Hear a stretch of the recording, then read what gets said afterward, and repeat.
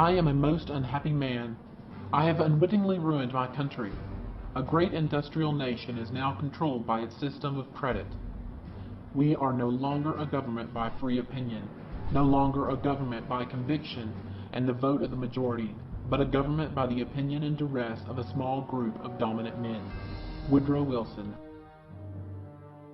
The Federal Reserve Act was passed during the Christmas vacation of 1913, when few congressmen were in town, and those same few congressmen helped pass the income tax amendment shortly thereafter. The Federal Reserve Act was never ratified by the required 3/4 of the states. As a matter of fact, only 2 states ever correctly ratified the act.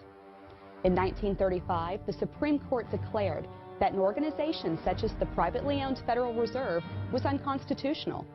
And the henchman organization, the IRS, is not really an organization within the United States Department of Treasury. In the case of Chrysler Corp versus Brown, the U.S. Supreme Court admitted that no organic act for the IRS could be found. In fact, no law can be found which requires American citizens to pay taxes on their wages.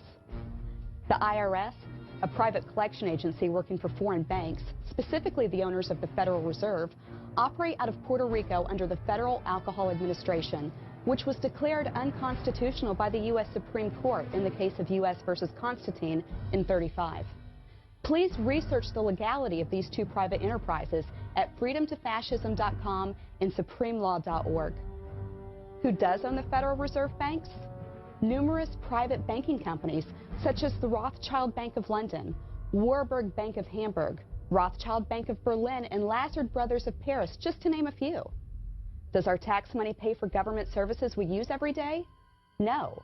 100% of individual income tax revenue goes to the Federal Reserve banks to pay interest only on the federal debt. Not 1 nickel is spent on government services. Don't be fooled by empty promises of politicians or the lies of mainstream media. No hero is coming to give us our freedom back from these bankers. Only we can do that. And the freedom of our children depends on you and me and all the freedom-loving people of this great country. I believe in us, and I implore you to research for yourself, and then please take action.